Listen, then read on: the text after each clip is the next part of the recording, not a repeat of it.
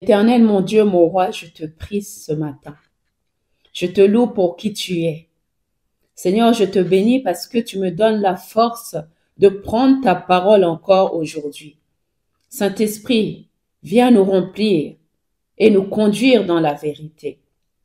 Merci Seigneur, et je prends la parole dans le nom puissant de Jésus. Amen. Qu'as-tu fait pour être transformé?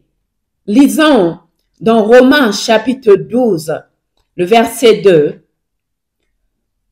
Ne vous conformez pas au siècle présent, mais soyez transformés par le renouvellement de l'intelligence, afin que vous discerniez quelle est la volonté de Dieu, ce qui est bon, agréable et parfait. Bien-aimés, beaucoup de croyants désirent le changement, la délivrance, la restauration. Mais la vraie question est, que faisons-nous pour être transformés? La transformation ne vient pas d'un simple contact humain, comme une imposition de main, ni d'un moment chargé d'émotions lors d'un culte. Elle vient de notre relation constante avec la parole de Dieu. Je veux vous parler de cela, bien-aimés, en 3 étapes. Premièrement, la transformation ne vient pas par des méthodes humaines.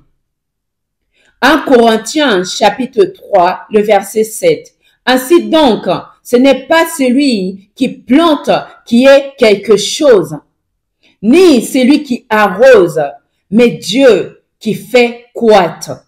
Ce n'est pas l'imposition de main, ni le fait qu'un homme ou une femme de Dieu prie pour toi, qui te transforme. Cela peut t'édifier, t'encourager, t'éclairer certes, mais ce n'est pas la véritable source de changement.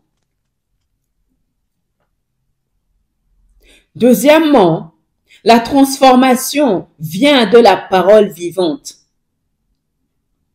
Lisons dans Hébreux chapitre 4, le verset 12.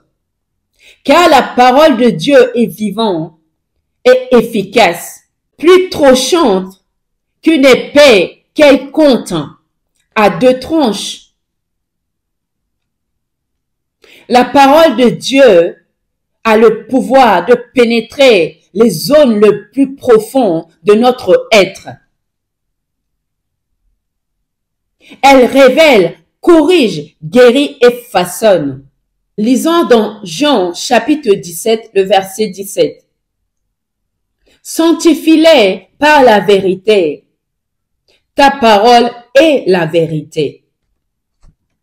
La sanctification, ce processus de mise à part et de transformation vient par la vérité. Et cette vérité, c'est la parole de Dieu. Troisièmement, te nourris-tu suffisamment de la parole? Josué chapitre 1, le verset 8.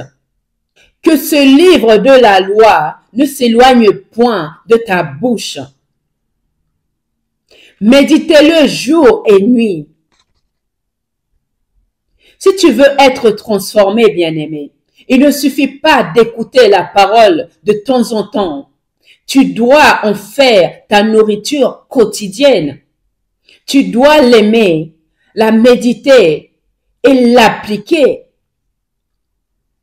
Lisons dans Psaume chapitre 119, le verset 105. Ta parole est une lampe à mes pieds, une lumière sur mon chantier. Elle nous guide. Elle éclaire nos choix. Et elle transforme nos pensées. Je me suis plongée dans la parole. Je le laissais me parler. J'ai obéi à ce qu'elle dit. Et tu verras, le Saint-Esprit, par la parole, accomplira une œuvre durable en toi, prions. Seigneur, ouvre mon cœur à ta parole. Crée en moi la soif de la vérité. Transforme mes pensées, mes émotions, mes choix. Que ma vie soit le reflet de ton œuvre en moi. Au nom de Jésus-Christ, Amen. Soyez tous bénis abondamment et à très vite.